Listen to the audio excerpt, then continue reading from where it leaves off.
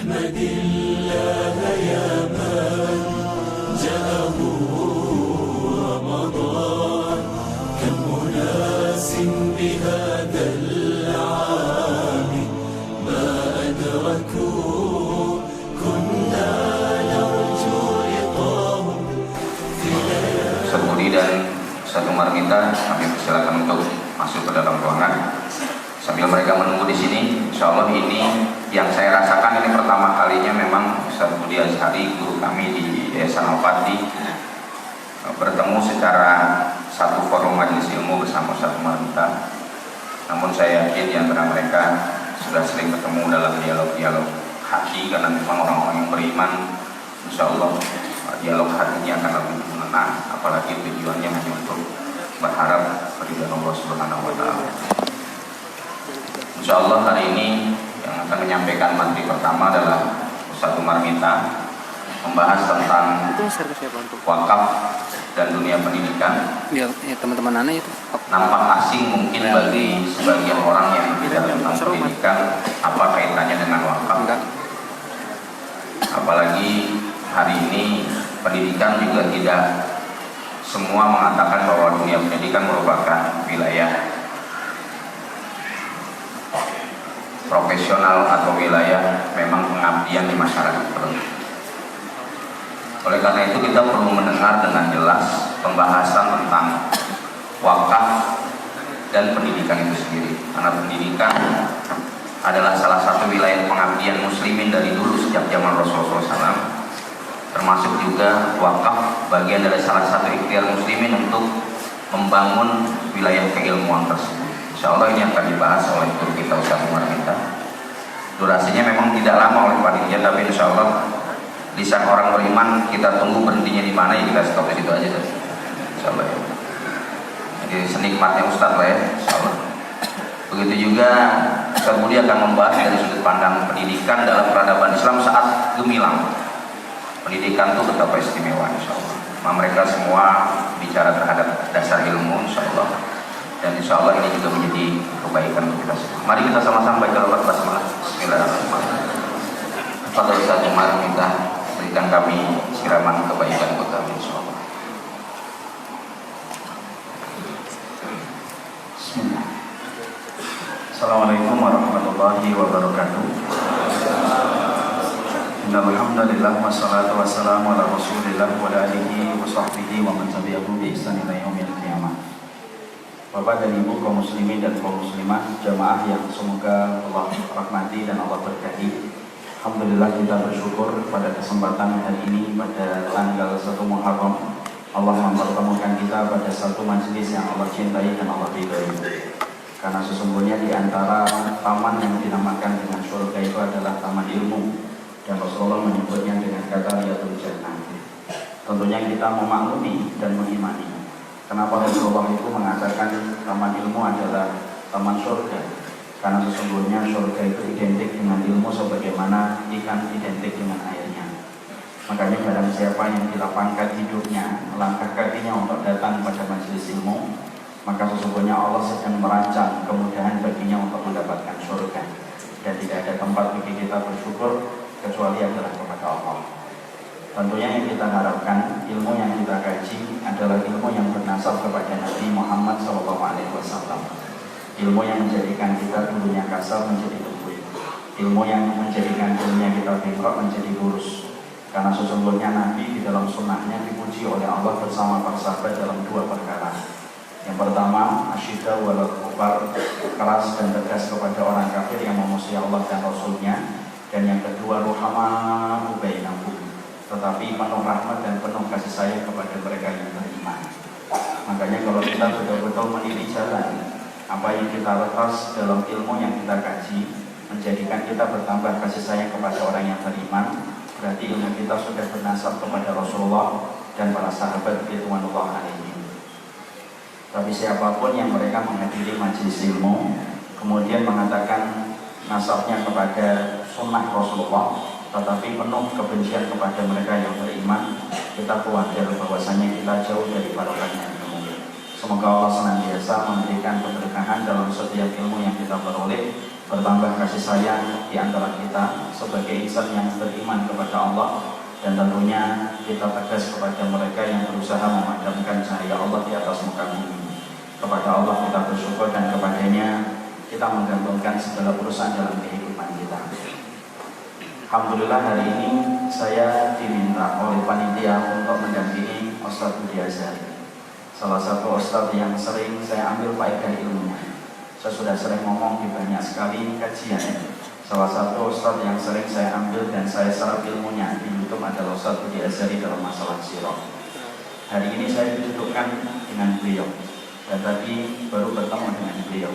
Ternyata beliau jauh lebih tampan daripada saya tadi sempat ragu ini pemain Korea atau ternyata Ustadz Budi Azhari ketika sudah mulai ngomong bahasa Indonesia bukan bahasa Korea.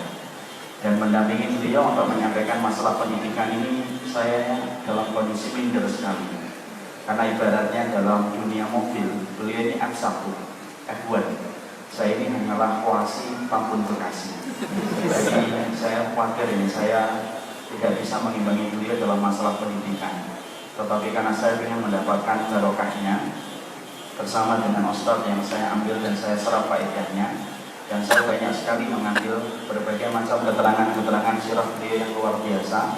Saya memberanikan diri untuk duduk bersama beliau, menyerap keberkahan, dan semoga saya juga bisa diluluskan dari koreksi apabila ada keterangan-keterangan saya yang mungkin tidak sesuai dengan berbagai macam referensi yang dikuasai oleh Ustadz Budi Azhari. Semoga Allah selalu menjaga beliau, selalu mengarahkan beliau, dan selalu memancarkan beliau dalam segala potensi yang beliau miliki, dan semuanya untuk khidmat kita di jalan Allah. Amin insyaallah.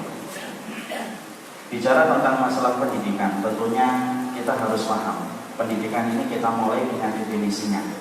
Karena saya sudah diwanti-wanti oleh panitia bahwasanya cuma 15 menit. Ya, saya akan bicara secara global, adapun detailnya mungkin pakarnya yang nanti akan menyampaikan. Maka pembicaraan kita tentang masalah pendidikan itu tidak lepas dari pembicaraan kita yang pertama tentang definisi pendidikan di dalam Islam. Karena ini menjadi salah satu rukun di dalam pembicaraan kita. Ketika bicara tentang pendidikan, berbicara dalam definisi yang harus kita pahami dan harus kita mengerti. Tentunya kita paham pendidikan di dalam Islam itu berbeda dengan pendidikan umum. Kalau kita memahami pendidikan umum, kalau boleh saya sederhanakan dalam definisi, pendidikan umum adalah merumuskan kurikulum dan program untuk menajamkan sisi intelektual manusia, tetapi hanya untuk meraih kuantitas materi. Dan itulah yang kita dapatkan dalam metode dan definisi pendidikan umum. Di situ ada materi, di situ ada sisi intelektual, tetapi hanya untuk mendapatkan kuantitas materi dan dunia yang pegang, yang kemudian ingin didapatkan dan ingin diperoleh. Makanya pendidikan umum itu selalu tidak lepas dari campur tangan dan intervensi pemilik modal, karena mereka lah yang mengatur bagaimana pendidikan itu. Karena di balik pemilik modal itu ada profit yang mereka ingin peroleh dari pendidikan yang mereka selenggarakan. Itulah pendidikan umum. Anda melihat di semua pendidikan umum dari barat, negara-negara Eropa selalu ini mengasah sisi intelektual, bagaimana untuk meraup semua kuantitas materi, dan selalu ada profitnya, dan selalu tidak pernah lepas dari intervensi pemilik modal untuk meraih profit yang lebih besar dan lebih besar. Itulah dalam pendidikan liberalisme dan sekularisme serta materialisme yang kita dapatkan dalam definisi yang kita ringkaskan secara sederhana. Makanya kemudian berbeda dalam pendidikan menurut Islam. Menurut Islam itu pendidikan diambil dari kata tarbiyah.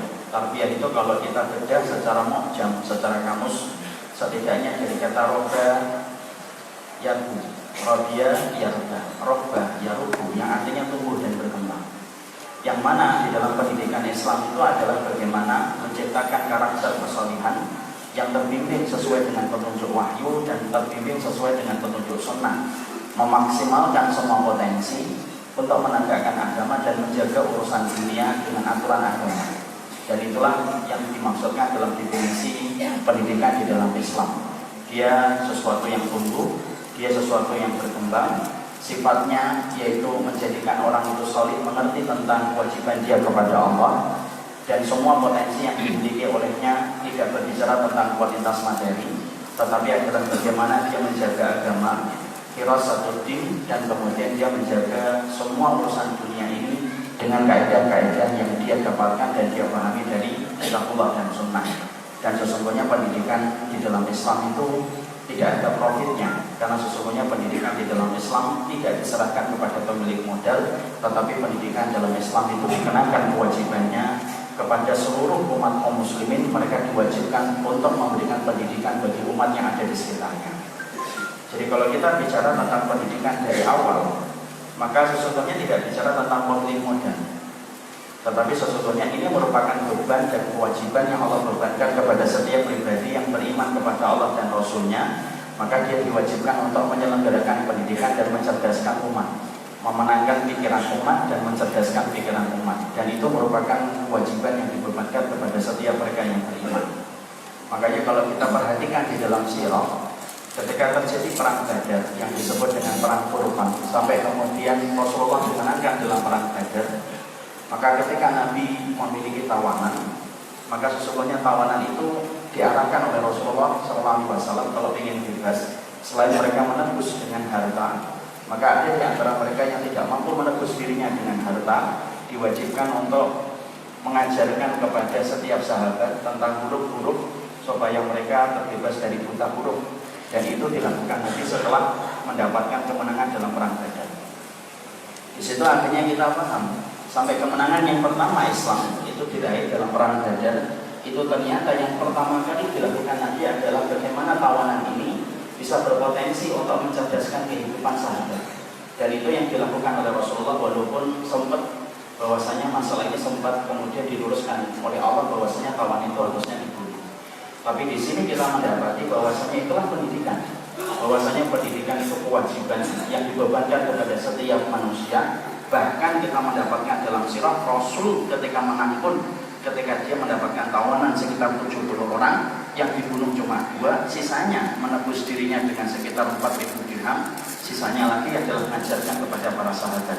Karena di situ kita paham, berarti setiap perkembangan Islam itu ada kaitannya erat dengan masalah pendidikan ketika kita diwajibkan untuk mencerdaskan kehidupan umat.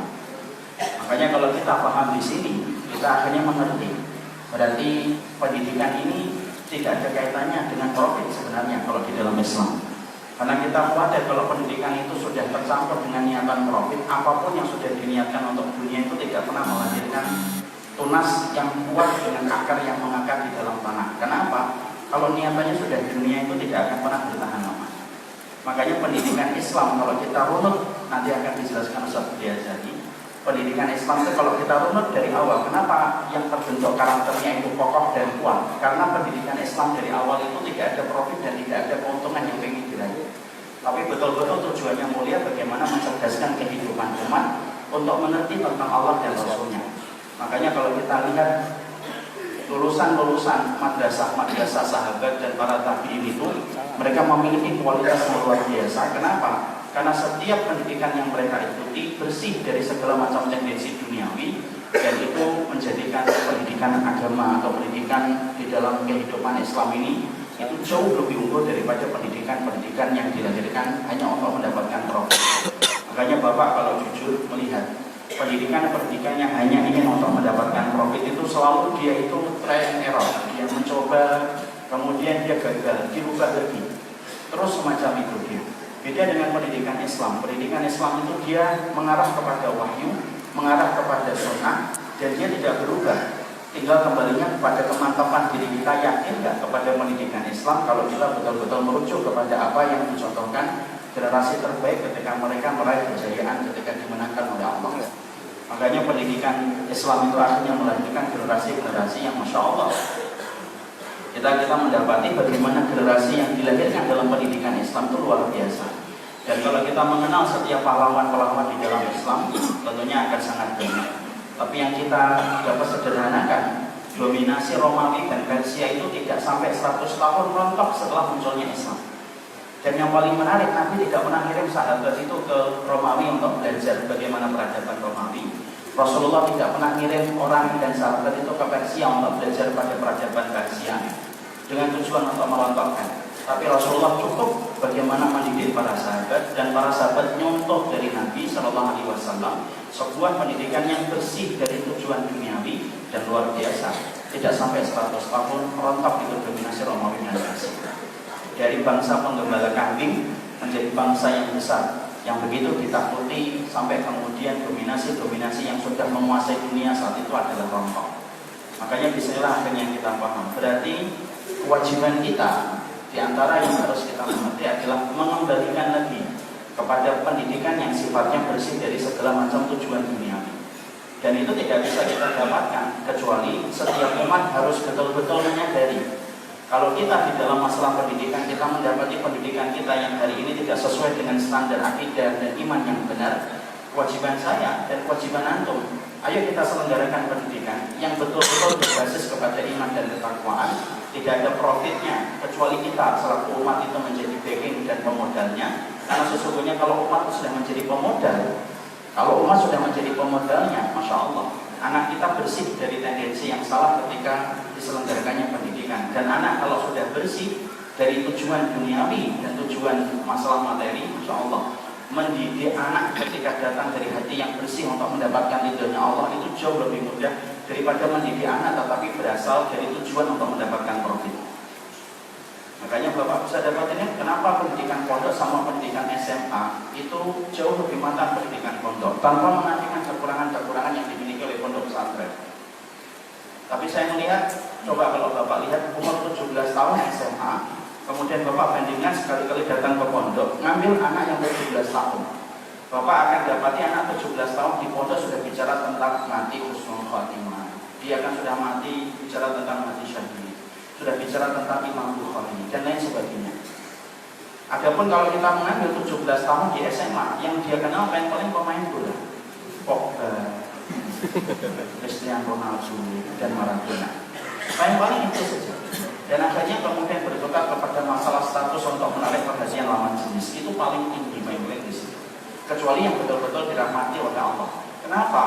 Karena sesuatu yang sudah tercampur sifatnya dengan duniawi untuk mendapatkan profit, Pak, susah, Pak. Dan yang akan menjadi korban itu adalah anak-anak kita. Itu baru tujuannya. Belum lagi pematerinya. Apakah pematerinya itu solid atau tidak solid? Karena dalam pendidikan Islam itu bukan hanya mencerdaskan sisi intelektual. Dalam Islam itu ada dua yang kita harus mengerti. Pendidikan Islam itu selalu di sini dan selalu di sini.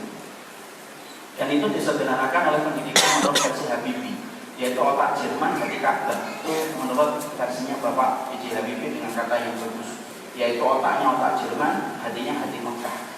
Kalau kita ingin mengasah anak kita supaya otaknya otak Jerman, memang dibutuhkan orang yang pintar. Tapi apakah cukup dalam pendidikan Islam itu otak yang pintar? Tidak cukup. Anak kita perlu yang namanya hatinya hati Mekah. Dan hati Mekah itu tidak bisa dicetak kecuali adalah orang yang solid. Karena sesungguhnya guru itu adalah benda dan murid itu adalah bayangan. Kalau bendanya bengkok, bayangannya pun bengkok. Kalau bendanya itu kemudian lurus, maka bayangannya pun lurus. Guru-guru itu bendanya apa? Dialah yang harusnya paham tentang urusan akhirat sebelum anaknya dididik. Dialah yang harus paham tentang hukum lawan jenis dan interaksi dengan lawan jenis sebelum anak didiknya. Dan kalau gurunya itu sudah bengkok, apakah bisa kita mengharapkan bayangan itu akan lurus ketika bendanya itu bengkok? Dan itu akan menjadi masalah yang bertumpuk-tumpuk ketika kita menghadapi dilematisnya kita dalam dunia pendidikan. Makanya di antara perkara yang harus kita luruskan, yang kita harus bersihkan hari ini, mari kita bersihkan dunia pendidikan itu dari unsur untuk mendapatkan profit, Pak. Karena itu menyengsarakan. Kalau pendidikan, kesehatan itu sudah mencari profit, Masya Allah, Pak, yang akan menjadi korban dari kezaliman sistem yang semacam ini adalah kita. Sebagaimana kesehatan itu hak kita sebenarnya. Tapi kalau sudah diselenggarakan kesehatan hanya untuk mendapatkan profit, Pak, ya mungkin kita orang-orang yang sedang ditakdirkan oleh Allah dalam keterbatasan materi, maka itu akan menjadi korban. Sama dengan pendidikan hari ini, ketika pendidikan itu dibangun oleh banyak para pemodal, kemudian mereka membangun sekolahan-sekolahan yang begitu mewah itu, maka pasti yang pertama kali dia pikirkan bagaimana modal yang dia tanam pada pendidikan di sini itu kemudian balik modalnya cepat. Dan akhirnya apa? Selalu tidak lepas dari bayar dan bayar. Dan gurunya niatannya untuk mendidik pada tempat itu bukan niatan untuk betul-betul menjadikan orang itu paham tentang rohnya, Tapi akhirnya pendidikan itu gurunya ya sekedar saja bagaimana anak didiknya itu ngerti bagaimana mendapatkan kuantitas materi, dan itu sudah cukup bagi mereka. Mereka nggak akan nanya tadi malam sudah sholat tahajud nggak akan nanya. Mereka tidak akan nanya ini ayamul bid ini siapa yang puasa 3 hari Pak? Coba cari konsep pendidikan itu di sekolah umum. Tidak ada opsi Pak. Tidak akan kita dapatin kemudian ada seorang guru ketika melihat ada laki-laki dan perempuan pacaran-pacaran di sekolahan, itu gurunya mengatakan ini tidak boleh, itu hukumnya haram. Susah. Kenapa? Karena sudah berbasis dengan materi yang dia dapatkan ketika berbasis kepada profit yang dia ingin tahu. Makanya inilah yang menjadikan kita harus paham. Berarti kalau boleh saya sederhanakan kembali, kita tarik, kita belajar dalam perang Badar. Ternyata Nabi itu mengkaitkan kemenangan itu dengan pendidikan. Itu yang luar biasa. Padahal kita paham ya, perang Badar itu disebut dengan perang Furqan. Perang Furqan itu yang membedakan antara yang hak dengan yang batil, yang mukmin dengan yang kafir. Dan itu Masya Allah. Ternyata kemenangan itu dikaitkan oleh Nabi dengan pendidikan, bagaimana tawanan itu mencerdaskan para sahabat. Makanya ketika kita paham hari ini bahwasanya kita diwajibkan untuk mencerdaskan umat, maka kewajiban ini dibebankan kepada kita itu sama. Makanya kita lah yang harus betul-betul memerangi sistem profit di dalam pendidikan itu. Bagaimana caranya memerangi sistem profit itu? Yaitu adalah bagaimana kita ikut serta dalam masalah pendidikan sesuai dengan apa yang kita mau. Dan ini merupakan salah satu ladang pahala yang begitu besar, Pak. Dan ini merupakan bentuk dari kemuslihan kita sebagai manusia. Karena di dalam Islam itu tidak hanya butuh sholih, tapi harus butuh muslim, Pak.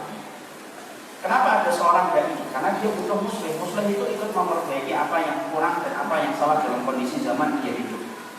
Orang ini, kegiatan ini nggak akan terjadi kalau tidak adanya orang yang muslim, yang rela menjadi panitia, tidak tidur di rumah, dia mengatur semuanya dari kita. Ini kalau pikiran kita tidak muslim, tidak ikut memperbaiki, hanya cukup solid, tidak akan terjadi ini kemudian acara yang sebesar ini. Karena kemudian disitulah kita paham. Berarti ketika menjadi muslim, salah satu di antara beban kewajiban kita itu adalah bagaimana ikut serta di dalam masalah pendidikan. Dan ini pahalanya besar. Saya kenapa bisa mengatakan itu besar? Betul-betul besar, dan ini termasuk jalan pintasnya kita kalau kita memikirkan masalah pendidikan bersama-sama supaya bebas dari segala macam profit dan keuntungan dunia. Saya ambilkan sebuah hadis yang sangat ringan dalam riwayat Imam Ahmad. Rasulullah itu bersabda, li'an asyika fi masirati akhi. Kalau kamu, saya membantu saudaraku atas kebutuhan yang dia butuhkan dalam satu hari, maka pahala ketika saya membantunya dalam urusan duniawi itu selama satu hari lebih aku cintai daripada itikaf di masjidku ini, kata Rasulullah, di Masjid Nabawi selama 1 bulan. InsyaAllah. Ini kan luar biasa. Bapak datang ke rumah saya, ngetok pintu rumah saya. Contoh kasusnya, nanya sama saya, pasal hari ini mau kemana? Saya hari ini pertama ke Jatiasih, kedua nanti ke Bintaro, yang ketiga nanti ke Pasar Minggu, yang keempat nanti kemudian ke Menteng, misal. Sudah Ustaz, saya temenin antum. Saya bisa nyetir sendiri, tidak apa-apa Ustaz, saya temenin antum 1 hari. 1 hari ini sampai kemudian nanti malam selesai antum pulang, maka apa yang antum lakukan ketika berkhidmat kepada kebutuhan duniawi saya itu sebanding dengan 30 hari itikaf. Antum sebagaimana masuk ke Masjid Nabawi tanggal 1 Agustus, keluarnya tanggal 30 Agustus. Padahal kita paham ya, itikaf di Masjid Nabawi itu mahal harganya. Tapi ternyata pahala 30 hari itikaf yang mahal dan berat itu dibuatkan shortcut oleh Rasulullah di dalam syariatnya. Kalau kamu ingin mendapatkan pahala itikaf 30 hari di masjidnya Nabi, kamu belum mampu, karena kemudian ternyata harta kita belum cukup, maka kemudian Rasulullah membuatkan shortcut. Jalan pintasnya itu apa? Sudah, bantu saudaramu selama 1 hari, kamu sama dengan orang yang itikaf di masjidnya Nabi selama 1 bulan. Dari keumuman hadis itu kita akhirnya bisa mengatakan, kalau kita membantu saudara kita dalam urusan duniawi 1 hari saja sebanding dengan 30 hari itikaf, bagaimana kalau kita ikut serta dalam masalah pendidikan ketika mencerdaskan umat supaya umat itu paham tentang Rabbnya dan Rasulnya, sebesar apa pahalanya, Pak? Selain itu menjadi kewajiban kita sebagai bagian dalam pendidikan untuk membebaskan dalam profit, ternyata ikut serta dalam masalah pendidikan itu kewajiban kita, dan itu merupakan ladang pahala yang begitu besar. Makanya saya punya komunitas ini di Bekasi. Saya ketika dapetin ada adik kelas saya yang ini kali, dia hafal Quran jauh lebih bagus daripada saya, jauh kemudian dalam masalah hadisnya juga luar biasa. Kemudian kita ngobrol-ngobrol dengan Ustaz, ini nggak bisa kalau orang sepintar ini hanya dicukupkan dengan pondok pesantren 4 tahun. Ini harus dikirim ke luar negeri. Dan ketika dikirim ke luar negeri tentunya butuh biaya. Saya ngomong, ayo kita sampaikan bareng-bareng, ini bebannya diwajibkan kepada kita semua. Ternyata Masya Allah ada beberapa ibu-ibu yang ikut serta, di mana kita membuat bulanannya itu berapa? Sekitar 2-3 juta. Lalu kemudian ada yang kemudian menjadi kafilnya, yang menutupi dan kemudian membiayai beliau. Sampai akhirnya beliau S1 di Mauritania, kemudian dilanjutkan di Sudan, dan kemudian akhirnya sampai sekarang pulang membuat pondok, lalu kemudian beliau sekarang juga mengajar santri. Saya tuh bayangkan, pahalanya di sisi Allah itu sebesar apa? Kalau kita membantu saudara kita 1 hari saja sebanding dengan 30 hari iktikaf, memintarkan 1 orang paham tentang rohnya dan bisa menyampaikan kalimat Allah di masa mendatang setelah kita berikan pendidikan kepadanya, kita wakafkan uang kita untuk memintarkan dia, maka pahala yang kita dapatkan itu berapa juta iktikaf hari itu di Masjid Nabawi. Karena saya bayangkan itu, karena saya memberikan tasjid, memberikan motivasi kepada yang memberikan infak setiap bulan. Ibu-ibu bisa bayangkan, dia nanti di sana ngafalin Quran, kita yang di sini dapat pahala, walaupun yang di sini tidak lagi membaca Al-Quran, tidak sedang membaca Al-Quran. Yang di sana hafal 30 juz, yang di sini dapat pahala, walaupun yang di sini cuma hafal 3 surat yang terakhir.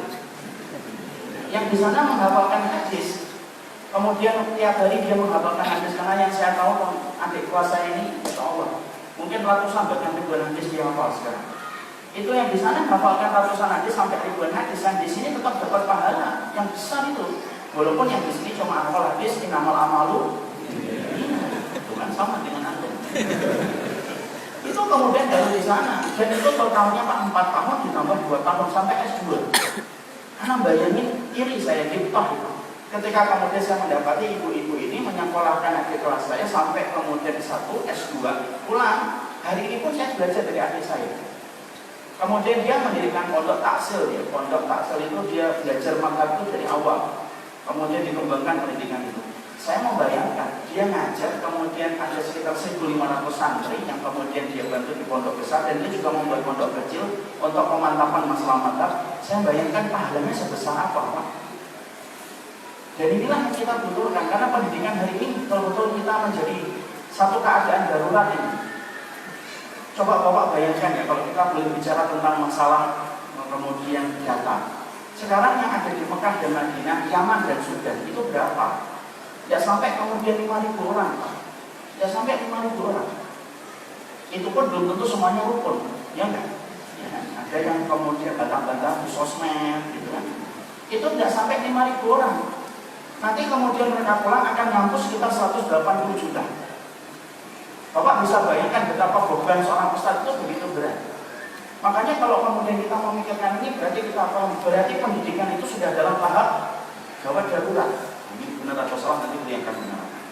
Gawat darurat ini, karena kemudian kebutuhan kita kepada seorang dai yang paham tentang agama, kemudian lahir dalam pandu pendidikan yang betul-betul bersih dari praktik, Masya Allah, itu kita butuhkan. Karena apa? Anak kita akan hidup pada zaman yang jauh lebih susah daripada zaman kita, Pak.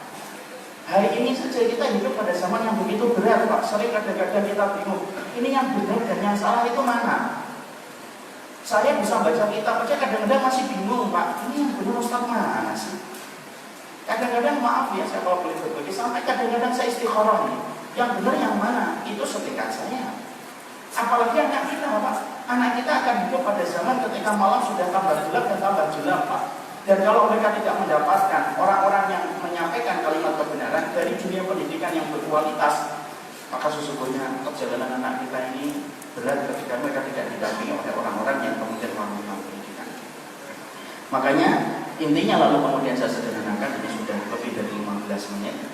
Maka saya sampaikan, berarti pendidikan dan wakaf dalam kehidupan ini sebenarnya berkaitan erat. Makanya orang-orang yang hari ini tidak bisa menjadi ustaz, tidak bisa menjadi guru, kalau tertutup satu pintu dalam kehidupan kita, maka belum tentu tertutup pintu-pintu yang lain. Mari kita buka pintu yang lain. Karena Allah itu membagi amal sebagaimana Allah membagi rezeki. Kalau Bapak tidak bisa menyampaikan pendidikan, tidak bisa ngatur anak-anak SD dan TK, Pak, Ya setidaknya kita ikut serta. Apa yang saya bisa lakukan untuk mendidik anak-anak kecil supaya fondasinya kuat? Karena kita juga harus paham, mendidik anak TK juga berat, Pak. Saya ini kalau ngomong sama anak TK nggak ada yang dengerin. Tapi kalau kita kemudian tidak ikut serta, ikut sertanya apa? Oh berarti Allah memang tidak kasih rezeki saya dalam amal untuk mendidik anak TK. Yang bisa saya lakukan apa? Saya nyampaikan gitu. Bagaimana kemudian kita ikut serta dalam masalah dananya. Supaya apa, Pak? Masya Allah, kita merindukan betul pendidikan yang bebas dari profit, Pak. Kalau seorang ustadz sudah tercukupi, ngajar kemudian anaknya, kemudian pendidikan kita ini bebas dari pemilik modal. Niat yang benar itu yang menjadikan kita itu nanti akan dibantu oleh Allah.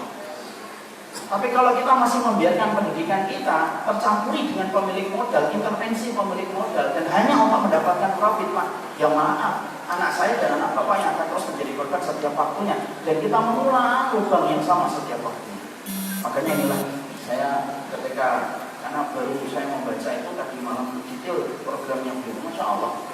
Jadi beliau merumuskan betul bagaimana kemudian dalam masalah pendidikan ini kita harus betul-betul berdikari. Bagaimana kita merdeka secara finansial. Supaya apa? Supaya tidak ada yang boleh mengintervensi pendidikan kita kecuali orang yang paham tentang Allah dan Rasulnya. Dan betul-betul membersihkan niatnya, betul-betul niatnya itu adalah niat yang lurus untuk kemudian mendidik umat. Karena salah satu tujuan kita di dalam kita mengarahkan pendidikan itu apa? Memenangkan pikiran umat. Bagaimana umat ini betul-betul memiliki potensi yang besar untuk menegakkan agama Allah. Ini kalau saya terlalu banyak, nanti banyak salahnya. Jadi kemudian saya cukupkan saja. Jadi ini yang bisa saya sharing dalam kesempatan hari ini. Saya tadi malam itu 15 menit itu sudah bingung. Gimana ya? Biasanya saya mau 15 menit. Ini intinya 15 menit. Tapi alhamdulillah moga-moga tidak ada yang kemudian salah. Tapi kalaupun ada yang salah kita siap untuk dikoreksi. Tapi setidaknya bismillah kita mengerti betapa bahagianya kita kalau hari ini kita sudah mendapati anak-anak umat ini yang sudah mulai peduli dengan pendidikan. Wallahi Pak, wala uzaki Allah ya, saya tidak bermaksud mensucikan siapapun di hadapan Allah. Saya betul-betul salut dengan program-program yang dimiliki oleh Ustaz Budi Azhari. Karena di dalam Islam itu hari ini yang dibutuhkan itu orang yang banyak action daripada banyak bicara. Dan beliau termasuk orang yang mengambil peran itu. Moga-moga nanti kita akan semakin tercerahkan dengan konsep dan metode pendidikan. Karena banyak sekali hal-hal pendidikan yang dikoreksi dan dievaluasi oleh beliau. Semoga kita di sini paham, berarti pendidikan itu merupakan kewajiban besar kita, Pak. Setiap pribadi muslim itu memiliki kewajiban untuk menyelenggarakan pendidikan yang benar. Semoga Allah selalu memudahkan langkah kita. Dan semoga kita memahami kalau kita tidak bisa menjadi ustadz dan guru, setidaknya harta kita yang terus kita tanamkan. Sekali lagi, merdeka finansial dalam pendidikan itu membentuk akidah yang lebih kuat dan lebih bersih, supaya pendidikan kita sebagaimana pendidikan para sahabat ridwanullah alaihim. Makanya saya tidak terlalu panjang, Pak. Kalau majelis ini terlalu panjang banyak setannya, kata para ulama itu. Tidak tolal majelis bahkan nanti syaitan ngasih dulu. Kalau ada banyak majelis ini terlalu panjang nanti banyak setannya. Sebelum banyak hadirnya setan, saya cukup dalam kesempatan hari ini nanti biar disempurnakan sama orang yang lebih sempurna di dalam memiliki ilmu dalam masalah pendidikan. Idza wujida al-ma' batalat tayammum. Kalau sudah hadir air, batal tayammumnya. Saya ini hanyalah debu, Pak. Ini adalah airnya. Barakallahu fiik, yang bisa saya sampaikan, saya serahkan kembali kepada majelis.